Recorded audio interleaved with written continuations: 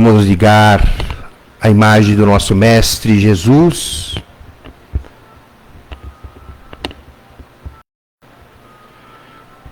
Que nos dá a oportunidade todos os domingos estarmos nesta casa, recebendo uma orientação, um caminho, um ensinamento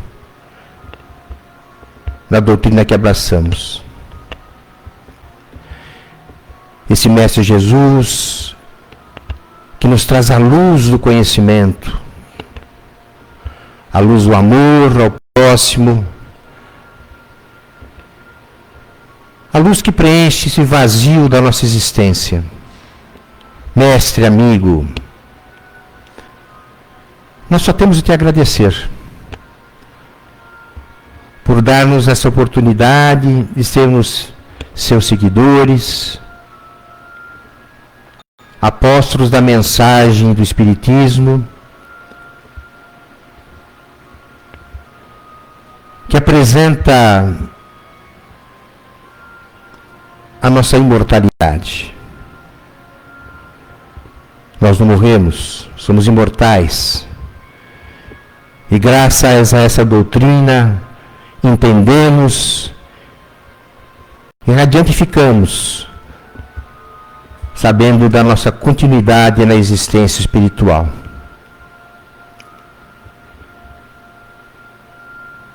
E se nesse momento temos algo a te pedir, mestre amigo, te pedimos por aqueles que te buscam nas camas de hospitais, nos presídios, nos albergues, nos asilos, que apesar da distância de seus familiares, terão sempre a tua presença como companheiro constante, trazendo a paz, o carinho, a luz do conhecimento. Mestre, muito obrigado. E que nessa manhã ilumine o nosso Sérgio Bueno para mais uma vez podemos sair daqui com conhecimento adquirido e colocarmos em prática no nosso dia a dia. Fique conosco, agora e sempre. E que assim seja. Bom dia a todos e a todas. É sempre um grande prazer para mim poder retornar a esta casa e ver sempre esse auditório repleto de pessoas que disponibilizam seus horários de domingo para aqui comparecerem e ouvirem as palestras programadas pela casa. Hoje me foi passado o tema referente ao número 78 do livro Pão Nosso, de Emmanuel, psicografado por Chico Xavier, e que significa viver segundo a carne. Interessante o tema pelo seguinte: viver segundo a carne, a impressão inicial que dá é que viver segundo a carne seria viver exclusivamente pela carne e passa a ter aí, em princípio, uma conotação negativa. Porém, como poderia ser negativa? Se um dos fundamentos da doutrina espírita é a reencarnação, ou seja, é viver na carne. Então, há que se fazer de imediato uma distinção entre viver segundo a carne e viver na carne para a evolução espiritual. O que o Emmanuel quis nos dizer com o segundo a carne é viver não somente pensando nos benefícios, nas benesses e nos exageros até que a carne permite, mas viver segundo a carne exclusivamente há uma distonia em relação ao princípio da reencarnação, que é um princípio sagrado na doutrina espírita. Então, nós temos que trabalhar com essa dicotomia, ou seja, viver segundo a carne e viver a reencarnação como um instrumento e processo de evolução que nos foi ofertado pela doutrina espírita segundo a modalidade kardecista. Porque a reencarnação não é privilégio da doutrina espírita, é óbvio. Muitos milênios antes de Kardec, essa ideia da reencarnação já existia nos países orientais, na Índia, na China, no Japão. Então, veio do Oriente, melhor dizendo, veio da Ásia para o Ocidente a ideia da reencarnação.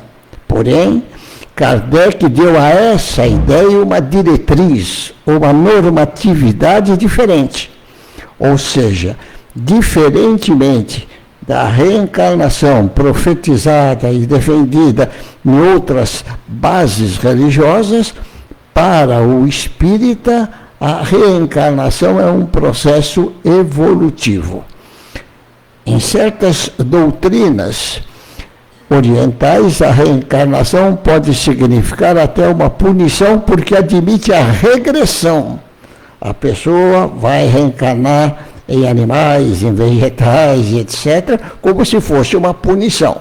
Na doutrina espírita é diferente. Kardec baliza: o espírito não retrograda.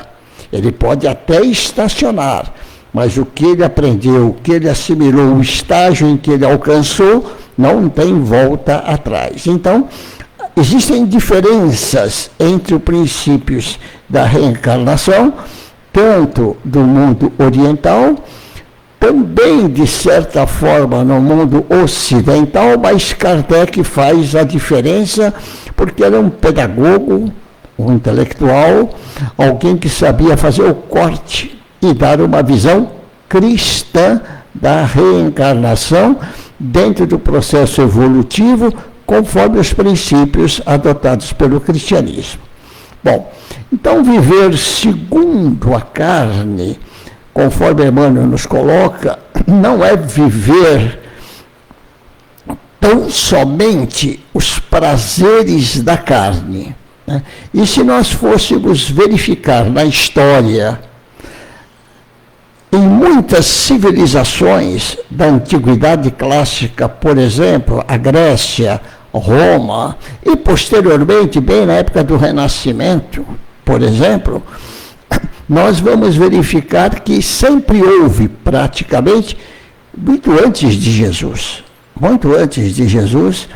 doutrinas filosóficas que incentivavam a pessoa a viver segundo a carne, ou seja, viver os prazeres da carne. Na Grécia, por exemplo, havia o hedonismo. O que era o hedonismo? Lá 314 anos antes de Cristo, por exemplo, já se pregava em escola filosófica da Grécia essa vida de busca prazeres, porque não encontravam na vida um outro significado, né? Então, também o próprio hedonismo saiu da Grécia, entrou em Roma, e aqueles bacanais, aqueles festivais, aquelas manifestações extremadas de busca de prazer, e prazer em todos os sentidos, comida exagerada, lutas, sexo, enfim, tudo aquilo em Roma foi a base da decadência romana. Porque o Império Romano, depois de 1000 anos, já entrou numa vertiginosa decadência. Ele entrou em decadência porque cultivou valores exclusivamente materiais. Não havia, então, ainda a fertilização que veio depois, mas o Império praticamente já havia caído, que Jesus Cristo trouxe com a sua doutrina de amor, de paz, de concórdia. Os valores romanos eram valores militares, conquista, de formar um império. Obviamente, como tudo tem um significado no processo evolutivo da humanidade, essa proposta romana criou, obviamente, outros países, criou aquedutos, teve o seu lado positivo, criou a noção do direito, por exemplo, né, que era a forma que eles tinham de exercer um domínio mais benigno sobre os povos conquistados e assim por diante. Porém, os valores cristãos que vieram posteriormente, praticamente após a queda do Império, embora o Império tenha caído em 476 pela invasão dos mouros, mas 476 depois de Cristo, mas isso foi sendo sedimentado aos poucos para que pudesse entrar de forma mais efetiva os princípios cristãos. Bom, então o hedonismo grego, o hedonismo romano, e depois no Renascimento histórico. O que foi o Renascimento? Aquele momento em que as artes, as ciências da época, a escultura, a pintura principalmente, vieram à tona, no sentido de se reviver aqueles valores clássicos do classicismo romano e grego. Então, foi principalmente isso que aconteceu lá hoje, na Toscana, né, que era, na época, o ponto central da organização dos Médicis, né? Então, no Renascimento, que era a volta àqueles valores clássicos, nós vamos verificar o quê? O hedonismo retornando naquelas esculturas, né? Nas pinturas, e ainda misturado com um pouco da contenção que a Idade Média trouxe para as manifestações das artes. Então, você vai ver Giotto, por exemplo, uma pintura clássica, mas diferente, pintura religiosa, segundo os valores católicos, e vamos ver Michelangelo, vamos ver os outros escultores, filósofos, Dante Alighieri, por exemplo, dentre outros, que vão trazer ou tentar trazer aqueles valores antigos, mas expondo o lado exterior da vida, né? O prazer, o domínio, a forma de se viver.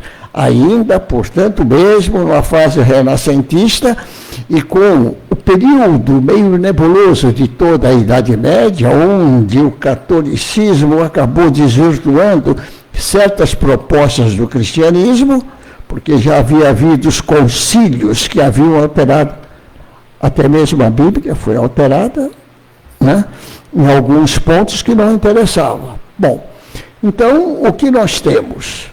Quando se vive segundo a carne, de conformidade com os impulsos inferiores, é o que Emmanuel nos fala. Ora, então ele já no primeiro parágrafo grifa que viver segundo a carne para ele seria atender esses impulsos inferiores. Né? Quais são esses impulsos? São aqueles que emergem naturalmente da vida. O glutão, aquelas comidas enormes dos banquetes, a sexolatria, o individualismo, o egoísmo, tudo está embutido nesses instintos inferiores. Porque quando o ser humano sai dessa plataforma inferior, ele avança. E avança para onde? Para o mundo superior, onde ele vai encontrar outras formas de satisfação. Não só comendo, bebendo, jogando, mas ele vai encontrar a beleza da estesia, de uma arte genuína, né? Da meditação, da espiritualidade. É uma passagem do inferior para o superior. Né? Então, Emmanuel fala claramente, quando se vive pelos impulsos inferiores, portanto, hedonisticamente falando, mas principalmente a evolução desse hedonismo, que é uma corrente filosófica, para o existencialismo, por exemplo, que é uma outra corrente filosófica, em que prevalece a existência, né? E o niilismo, que é mais grave. O próprio termo já está dizendo, o niilismo nega tudo. Após a Primeira Guerra Mundial, uma escritora que se tornou célebre chamada Gertrude Stein. Gertrude Stein consegue caracterizar aquele período pós-Primeira Guerra Mundial, quando a juventude perde todo o sentido da vida. De alguma forma, nós podemos encontrar isso também hoje, uma certa referência negativa em relação àquele período pós-Primeira Guerra Mundial. Gertrude Stein batizou aquela geração com o seguinte termo: a geração perdida. Os jovens que viveram aquela fase da Primeira Guerra, tudo destruído, mortes, a hecatombe que as guerras provocam, as desilusões, as perdas, tudo mais, aquela juventude começa a entrar, veja bem, a juventude que não necessariamente participou da guerra, mas é que vem em seguida, mas que viu seus pais mortos, destroçados, suas casas destruídas. Essa geração olha para frente e fala assim: o que esperar? Se nós fizermos hoje um paralelo visível, e hoje, com a mídia moderna, a televisão, nós vemos dentro de casa o que está acontecendo, por exemplo, em Gaza, o que está acontecendo na Ucrânia, no Iêmen, e em outros países, na África, então nem aparece, porque a mídia ela fica limitada aos países que chamam a atenção do mundo, porque são países supostamente civilizados, né? Mas que, de civilização real mesmo, de cultivar a paz, de cultivar a cooperação entre os povos, isso não existe. Mas os povos perdidos na África, e são muitos, vivendo suas guerras tribais e ainda explorados por um colonialismo neocolonial, hoje, esses povos são esquecidos, mas existem, segundo a ONU, mais de 140 pontos de guerras hoje no planeta. Guerrinhas pequenas, tribais, isso, aquilo, mas que tem a demonstração clara de que o ser humano ainda não evoluiu, ainda não alcançou. E o que esperar dessa juventude, por exemplo, lá da faixa de Gaza, da Ucrânia e tal? Estão vendo as bombas caírem, pais e mães mortos, irmãos mortos. Os que sobreviveram ou que sobrevivem, muitos mutilados. Vi esses dias pela televisão, quando houve essa trégua, o pessoal voltando para suas casas, mas não tinha mais casas. Escombros, escombros, escombros. E o mundo praticamente assistindo essas barbaridades todas, sem uma capacidade organizada de interferir para que haja uma paz duradoura. Porque a paz duradoura não vai estar na determinação de uma superpotência. A paz duradoura vai estar na conquista dos corações das pessoas. Enquanto o ser humano vibrar com violência, enquanto o ser humano estiver ali marcado pelo ódio, pelo egoísmo, pelo espírito de revanche, não tem paz possível. Existem tréguas organizadas, construídas, mas os ódios, os rancores estão ali. E essas crianças?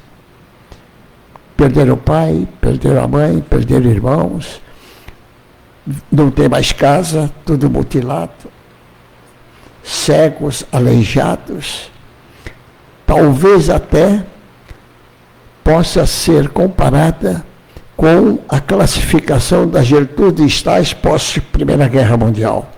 Uma geração perdida. Ou a gente tem alguma ilusão de que esses jovens, tanto da Ucrânia, quanto lá da faixa de Gaza, mesmo de Israel, Nós temos alguma ilusão de que eles vão aceitar isso tudo pacificamente e não vão armazenar no seu consciente, nem no subconsciente, as dores disso tudo para ter um revide no momento oportuno e voltar talvez o 8 de outubro, né? Que foi aquele ataque lá àqueles jovens que foram se distrair, assistindo música e foram surpreendidos. Então, a conquista dessa paz só poderá vir a partir do momento que o homem se conquistar e buscar dentro de si uma leveza. Porém, a nossa sociedade, como ela está montada hoje, é um incentivo a viver segundo a carne. O individualismo, o existencialismo, né? O hedonismo e todas as formas doutrinárias, filosóficas, que contagiou gerações no passado e contagia gerações hoje. As baladas, as drogas, né? Um certo desrespeito às tradições, mas isso tudo advém do quê? A falta de esperança. Vamos ser sinceros, um jovem hoje, o que imagina para ele no futuro?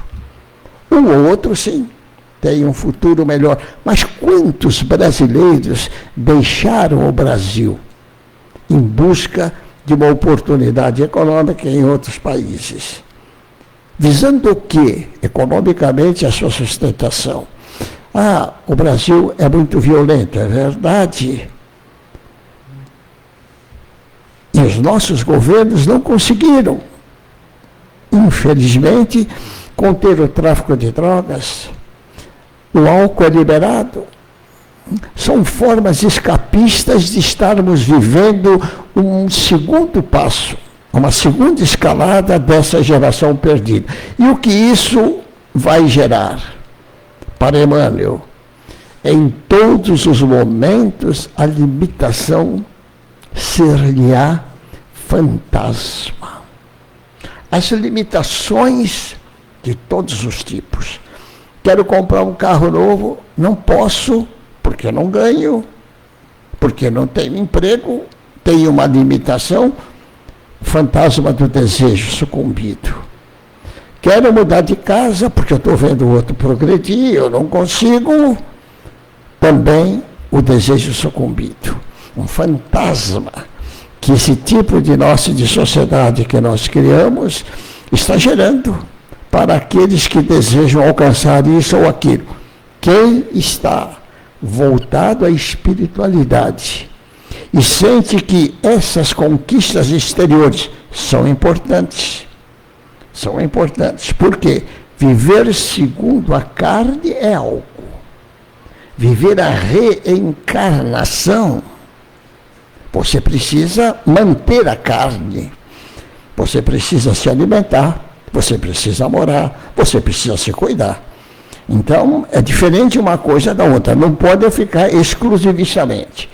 E quando o cérebro, esmagado por essas ideias negativas, Emmanuel fala noções negativas, que é a mesma coisa, encontrar-se-á com a morte a cada passo.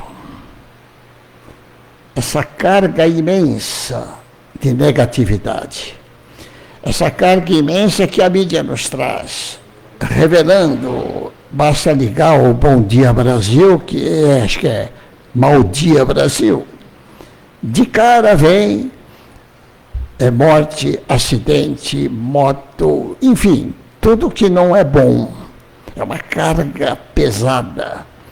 E essa carga de negatividade vai se sedimentando aos poucos. Obviamente, aqueles que são da geração mais antiga, que tivemos, me situo nessa geração, como tantos aqui, o privilégio de ver o mundo mais estável, a família mais organizada, né? As ambições menos exigentes, né? um certo conformismo, mas com o progresso, e o progresso é importante, é claro, né? Exacerbou-se esses outros desejos. A libertação das mulheres, por exemplo, né? Que permitiu a elas saírem de uma semi-escravidão para ter que administrar a liberdade. Não é fácil. E, naturalmente, a fase de transição leva a exageros. Casamentos esfacelados, e por todas as razões, não pelas mulheres, é claro, mas também pelos homens. Enfim, tudo isso gera um sofrimento, como diz Emmanuel. No sofrimento, identifica uma casa adequada ao desespero. Emmanuel é sábio. Nós estamos falando aqui que esse desespero leva o quê? A essas inúmeras disfunções psicológicas, psiquiátricas, a ansiedade, as depressões. Isso tudo é o reflexo, né, dessa negatividade que vai se sedimentando e da impossibilidade, que são as limitações das pessoas realizarem todos os seus desejos. E quais são esses desejos materiais? Então, isso tudo vai gerando o quê? Desespero, aumento de frequência ao psicólogo, ao psiquiatra e mais. Busca de barbitúricos para alguns ou consumo excessivo de álcool para outros, em busca de encontrar uma forma de suportar a carga negativa que ele não consegue administrar por outra forma, embora hajam outras formas para isso. As formas para administrar essa carga negativa, esse peso todo, está simplesmente na mensagem cristã. No amor verdadeiro, no despreendimento, no perdão, no auto-perdão, e vai por aí afora. Porém, o jovem, estou falando mais até pensando no jovem, mas também os idosos como nós, que chega numa fase da vida e quer fazer uma análise do que fez, do que não fez, muitos se cobram, mesmo idosos, né? E chegam também a certos desesperos que não deveriam chegar, porque tiveram o privilégio de se tornar idosos, né? E de fazer uma análise de toda a sua trajetória. Porém, Emmanuel prossegue, né? No sofrimento, essas pessoas identificam a casa adequada do desespero, o trabalho destinado à purificação espiritual, sente clima de revolta. E nós aqui no Brasil, principalmente, vivemos uma rotatividade no emprego muito acentuada. Não é assim em certos países europeus, mas países que já se estabilizaram. Aqui é muito fácil mandar embora, demitir e colocar a pessoa, o pai de família e tal. E se criou doutrinas para quem aqui é especializado na área da administração de empresas, se criaram doutrinas clássicas já de reengenharia. Ou seja, de repente chega alguém novo, um CEO novo, e vai mudar tudo. Aquilo que era valorizado, o tempo de permanência no emprego, 10 anos, 5 anos, dava um reloginho ou fazia alguma coisa, não tem mais vínculo algum, vem a reengenharia, não é para dar nada, e vai embora e pronto, paga o fundo de garantia, e no outro dia está lá o pai de família sem saber para onde vai. Então, isso tudo faz com que o trabalho, que é um instrumento importante de educação, de ocupação, e a mente ocupada não fica fazendo criações diabólicas, né? Como já se fala, mente vazia é oficina do diabo. Né? Então, o trabalho ocupa. Esse trabalho abençoado, né? Que já foi até mais respeitado, eu me lembro, quando jovem, Quem ficava 5 anos na empresa ganhava um reloginho, o outro tinha mais de tanto tempo. Eu assisti, aliás, recentemente, até uns anos atrás, uma empresa que agia assim.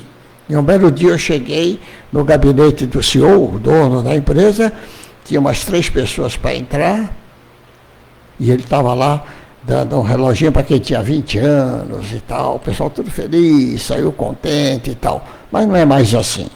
Doutrinas de alta eficiência, entre aspas, né, sonega ao ser humano uma certa estabilidade emocional e o emprego, o trabalho, que deveria ser uma fonte de prazer, nem sempre é assim, exceto um pouco aqueles que estão na área pública, que encontra, por enquanto, uma relativa estabilidade. Né? Enfim, as pessoas, então, impactadas pela dor, pelas transformações, né, que vejam sob o império dessas doutrinas de niilismo, de existencialismo, né, essas pessoas vão perdendo aos poucos o sentido de amor. Está aqui, não pode contar com a bênção do amor, porquanto, em face da apreciação que lhe é própria, os laços afetivos são meros acidentes do mecanismo dos desejos eventuais. Então nós vemos casamentos caírem com a maior facilidade. Eu lá em casa, um belo dia, fiquei até aborrecido com isso, né? E falei para minha esposa assim, agora, eu vou dar presente à prestação. Né? Vou dar 1/10 por ano. Né? Caso hoje, vai 1/10 do presente. Segundo ano, 2/10. Porque uma vez convidado a ser padrinho, etc., me endividei até naquela época para comprar um bom presente, para fazer uma boa figura. Aliás, os pais da noiva, né, eram muito amigos meus, né? Então a gente queria agradar. Foi dado o presente, não durou 10 dias o casamento. 10 dias. Casou no cartório, casou na igreja, uma festa, o pai nem podia fazer tudo aquilo. 10 dias depois estavam separados. Falei, mas o que é isso? Tive um outro caso, aí eu já não tinha dado esse presente, porque eu não era padrinho, né? E uma pessoa muito ligada a mim, isso já parente mesmo, o pai fez de tudo. Por quê? Tinha 2 filhas. Uma delas, mais do que Cinderela, ganhou um prêmio muito maior que da loteria. Se casou com um bilhardário. Menina simples. Né? Não vou citar o nome, porque a empresa é gigantesca. Né? E essa moça, que seria a minha sobrinha, seria tio-avô dela, né? Nessa hipótese, foi para uma escola simples, uma faculdade, encontrou um rapaz lá, simples, né? E namora de cá, e namora de lá, ele ia na casa dela, mas ele nunca a levou para conhecer os pais. Nunca levou.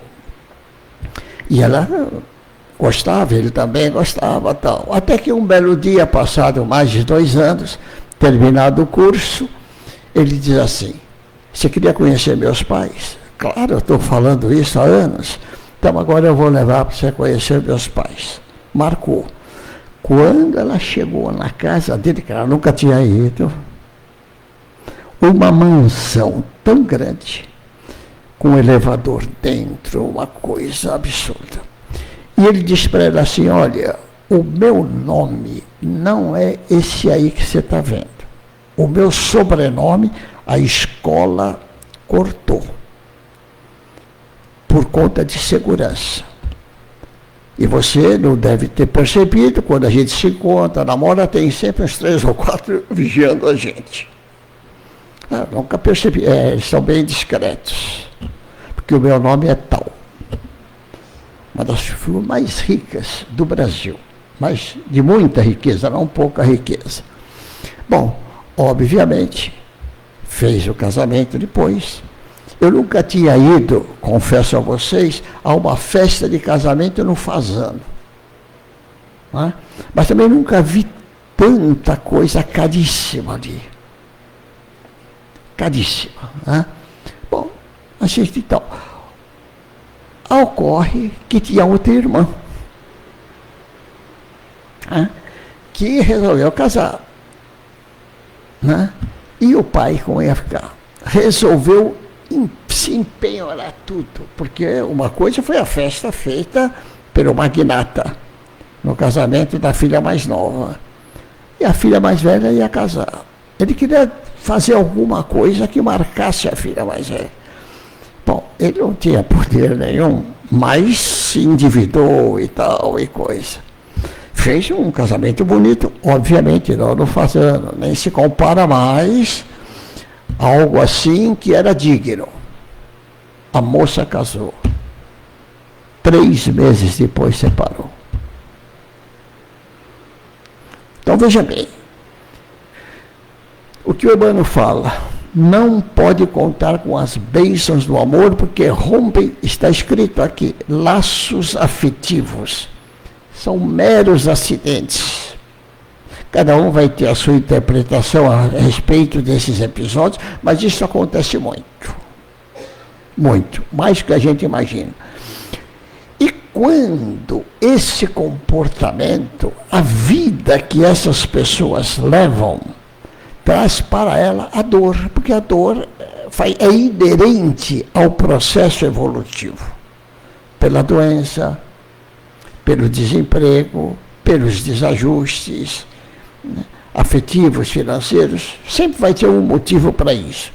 A dor, que para o Espiritismo é benfeitora e conservadora do mundo, mas os hedonistas detestam a dor, eles não querem a dor, eles querem o prazer. Os existencialistas não endeusam a dor, eles querem o prazer. Os nihilistas, pior ainda. Mas a dor, muitas vezes, é o único caminho que faz com que a pessoa muda de rumo e venha se reencontrar. Mas eles, quando se deparam diante da dor, da indisciplina, parece que estão num cárcere. Né? Se sentem humilhados, conforme Emmanuel nos diz. E são pessoas, portanto, que se desenvolvem com esse egocentrismo tal, com esse desejo tal de viver segundo a carne, ter as coisas que quer, adquirir os bens que desejam, atender às suas vaidades, aos seus orgulhos e tudo mais. São pessoas que, quando perdem, não sabem perder. E se tornam rancorosas, violentas, agressivas, e nós vemos aí muitos, e Emmanuel vai falar logo em seguida, do seu sentido de posse. A mulher é minha, separou, eu mato. A violência, o domínio. Isso é meu, aquilo é seu. Não só os bens, mas as pessoas, os filhos, etc., num sentido possessivo, sem dar nenhum tipo de liberdade, não aceitando nenhum tipo de conduta diferente daquela conduta que ele mesmo imaginou. Né? A posse, portanto, e Emmanuel vai dizer assim, são pessoas desditosas, que pelo egoísmo, pela vaidade, pela loucura que isso significa, porque vai criando estágios de loucura, imaginam que tudo lhe pertence. Então, desditoso o homem que vive, respira e age segundo a carne. Os conflitos de posse atormentam-lhe o coração, por tempo indeterminado, como o mesmo calor da vida selvagem. Quando nós, que perfilamos a doutrina espírita, ouvimos falar, e sempre isso é um pilar da doutrina, mais hoje do que antes, de se fazer a reforma íntima. O que significa a reforma íntima? Que é a coisa mais difícil de se fazer. É controlar o seu próprio pensamento, Porque quando você abre uma fresta no pensamento, você cria, você vai plasmando. E André Luiz nos fala, num dos seus livros, acho que Libertação, se não me falha a memória, que o pensamento ele plastifica e cria-se a chamada forma pensamento. É o pensamento plastificado. São verdadeiros tijolos dentro da cabeça da pessoa, né? Porque ele começa a trabalhar a insistência daquele pensamento negativo e ele vai se alterando ao longo do tempo e vai chegando a um ponto que ele fica blocos. Chama de formas ovoides e tal, mas eu prefiro essa plastificação, essa forma pensamento, que é difícil de ser removida. E não é removida pela terapia, com todo respeito aos ilustres terapeutas. É a reforma íntima, é a pessoa tomar consciência que ela tem que redirecionar e plastificar outra forma de ver a vida. E substituir, tirar um tijolo ruim e colocar um tijolo novo. É uma luta imensa, porque afeta o individualismo, afeta a personalidade e a incompreensão própria que a sociedade vai dar. Olha, o fulano era assim, de repente virou aquilo, mas ele está atrapalhado, né? É que nem o apóstolo Paulo, era um homem determinado, né? Um perseguidor nato, um doutor da lei no Sinédrio de Jerusalém, e de repente ele muda da água para o vinho, quando nas portas de Damasco ele sofre aquela conversão.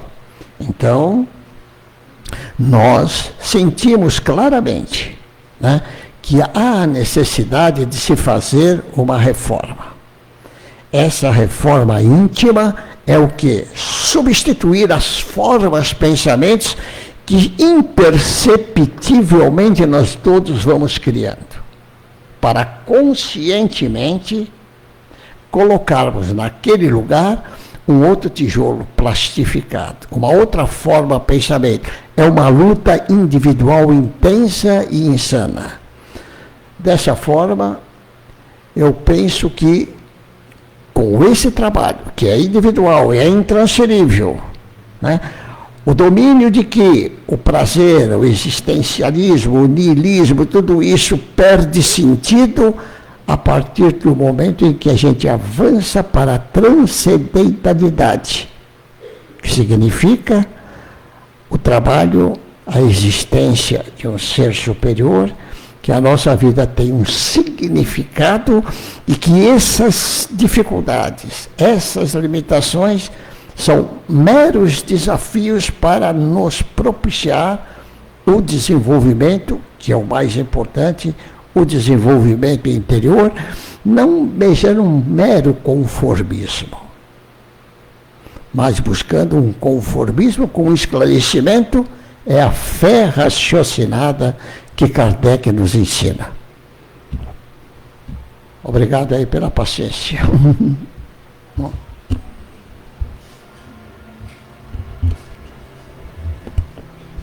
A prece. Vamos agora elevar o nosso pensamento ao alto, rogando a Deus, nosso Pai, a Jesus, nosso modelo e guia. Mas vamos também invocar o anjo de guarda de cada um de nós, para, neste momento de transição planetária, onde tudo está em evolução, transformação e modificação, nós possamos ser aquele ser que emite um pensamento de amor para ajudar que a psicosfera planetária seja mais leve, porque hoje ela anda muito pesada. Vamos orar constantemente, pedindo bem aos que sofrem, rogando aos dirigentes públicos, não só do Brasil, mas do mundo, que possam ouvir o lado positivo da vida e engajar-se verdadeiramente para que haja uma paz entre os homens. Senhor Jesus, nos dê força, nos dê compreensão, nos dê amor, para que nós possamos passar amor. Sabemos que a evolução não é uma dádiva pura e simples, é uma conquista de cada um. Ajuda-nos nessa grande transformação necessária, porque é mudando cada um de nós que iremos mudar o mundo. Senhor, dai-nos a paz, a sua paz, e que a sua verdade penetre em nós, para que nós possamos seguir a nossa jornada rumo ao bem, à fraternidade, ao amor.